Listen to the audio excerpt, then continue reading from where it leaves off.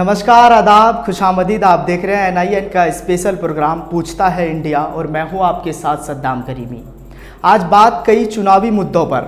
आखिर किस तरह से बीजेपी नेता मुस्लिमों और बहुजनों को डरा धमका कर वोट मांगते हैं। इतना ही नहीं, वोट देने नहीं देते, कहीं वोटर लिस्ट में नाम नहीं होता। आपको दादरी हत्याकांड याद होगा। मोहम्मद अखलाक को भीड़ ने किस तरह पीट पीट कर मौत के घाट उतार दिया। आज उनके परिवार का नाम वोटर लिस्ट में नहीं है। शायद यही सरकारों की खूबसूरती है। इसी सवाल पर हम चर्चा करेंगे। सवाल नंबर 1, मेनका गांधी का मुस्लिमों के खिलाफ भड़काऊ बयान क्यों, पूछता है इंडिया। सवाल नंबर 2, यूपी के CM योगी आदित्यनाथ अली और बजरंगबली की राजनीति कर चमकाना चाहते हैं, पूछता है इंडिया। सवाल नंबर 3, आजम खान को CM योगी के अली बजरंगबली वाले बयान पर जवाब क्यों देना पड़ा, पूछता है इंडिया। सवाल नंबर 4, साक्षी महाराज ने आखिर क्यों कहा मुझे वोट नहीं दोगे तो श्राप दे दूंगा, पूछता है इंडिया। सवाल नंबर 5, अखलाक के परिवार का नाम वोटर लिस्ट में क्यों नहीं, पूछता है इंडिया। इन सवालों का जवाब आज पूरा हिंदुस्तान पूछ रहा है, लेकिन जवाब किसी के पास नहीं। अब चुनाव में मची घमासान का जिक्र करते हैं। लोकसभा चुनाव को लेकर राजनीतिक दल जनता को साधने के लिए कांग्रेस और बीजेपी ने अपना मैनिफेस्टो यानी घोषणा पत्र जारी कर दिया। अब जरा इन राजनीतिक संरचना को समझने की कोशिश कीजिए। जब मायावती और अखिलेश मेरठ और बिजनौर में जनसभा को संबोधित कर रहे थे तो उस वक्त बीजेपी अपना घोषणा पत्र तैयार कर रही थी, और जैसे ही रैली खत्म हुई बीजेपी ने अपना संकल्प पत्र जनता के सामने रख दिया। इससे साफ जाहिर होता है कि उत्तर प्रदेश में बीजेपी गठबंधन से डर रही है, यानी सपा बसपा RLD कड़ी चुनौती देती दिखाई दे रही है। आइए आपको मोदी का पहले वादे और दावे का अंश दिखाते हैं, फिर आगे बढ़ेंगे। समृद्ध बनाने के लिए, सामान्य मानवीय के सशक्तिकरण को लेकर के, जन भागीदारी को बढ़ाते हुए, लोकतांत्रिक मूल्यों को महत्व देते हुए। अब जरा खुद ही सोचिए कि क्या बीजेपी ने मायावती और अखिलेश के डर से उसी दिन घोषणा पत्र जारी किया? आपका जवाब क्या होगा वो आप हमें कमेंट बॉक्स में दे सकते हैं। इतना ही नहीं, उत्तर प्रदेश की फिजा में बीजेपी के 5 साल के कार्यकाल पर नेशनल इंडिया न्यूज की टीम भी जनता की नब्ज को टटोलने की कोशिश की है। आइए आपको सुनाते हैं हमारे सहयोगी सुशील कुमार ने क्या बातचीत की।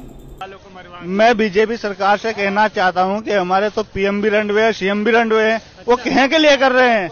इससे साफ जाहिर होता है कि बीजेपी के 5 साल के कार्यकाल से उत्तर प्रदेश की जनता कितना नाराज है। अब मुद्दों पर जिक्र करते हैं। वही बस अब पहले चरण के 20 राज्यों में 91 सीटों पर मतदान हुआ। साथ ही सभी प्रत्याशी की किस्मत EVM में कैद हो चुकी है और उत्तर प्रदेश में सभी पार्टियां एक से एक इम्तिहान दे रही है। इस इम्तिहान को आप खुद फैसला कर देंगे किसकी सरकार बननी चाहिए, वो भी अपने वोटों से जवाब दे देंगे। चुनाव 2019 का और नज़र 2047 पर। आपको भी सुनने में अजीब लगता होगा, लेकिन मोदी ने अपना घोषणा पत्र जारी कर यही किया। बीजेपी ने अपने संकल्प पत्र पर जारी कर लोगों को सदमे में डाल दिया। वही संकल्प पत्र 2019 की जारी की, लेकिन बात 2047 की, यानी आज़ादी के 100 साल बाद की बात की। तो मोदी सरकार क्या सोचते हैं कि 2047 तक उनकी सत्ता रहे? तैयार हुआ है राष्ट्रवाद, ये हमारी प्रेरणा है। अंत्योदय ये हमारा दर्शन है, और सुशासन ये हमारा मंत्र है।